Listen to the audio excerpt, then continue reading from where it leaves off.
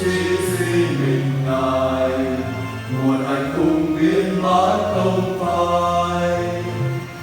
Đời con tội lỗi, Ngài vẫn yêu mãi không thôi. Ngài xóa hết những lỗi tội, con xin thành tâm từ hối. Vì Chúa yêu mến, những gì là nguồn mẹ con vì Chúa tha hết. Cho dù tội đó như son, Chúa vẫn chờ con. Bởi tấm lòng son, giơ đôi tay sẵn sàng tha thứ. Vì Chúa chăm chở, cho dù đời con lấm lem, vì Chúa quên hết những tội tình con yêu hèn. Cho con tìm lại hạnh phúc bên Ngài mà thôi.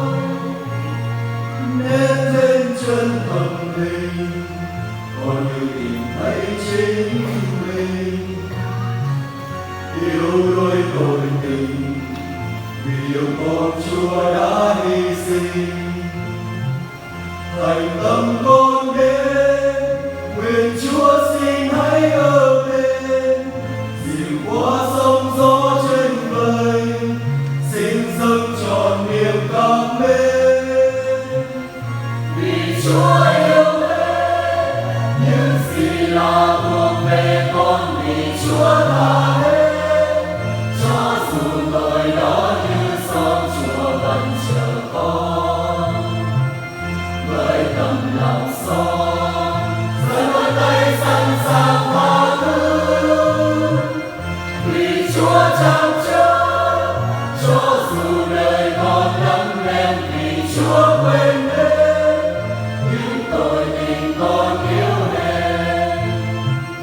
Cho con tìm lại hạnh phúc bên Ngài mà thôi.